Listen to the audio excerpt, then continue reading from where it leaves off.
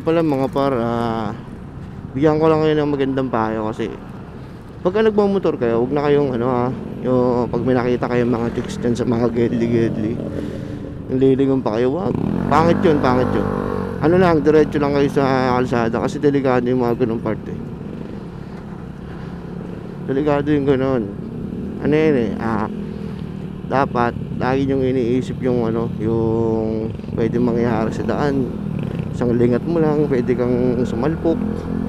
Delikado yun. Pwede kang magkaroon ng bukol o kahit ano pang sugat na yung mararamdaman. Kaya pag may mga makita ka na mga dyan, mga chicks sa mga gedli-gedli, yun ang lingunin, pati yung mga nakaangkas dun sa mismong motor. Huwag kang ganun, ha? Ikaw kilala kita eh. Ikaw na nanonood eh. Alam ko, isa ka eh.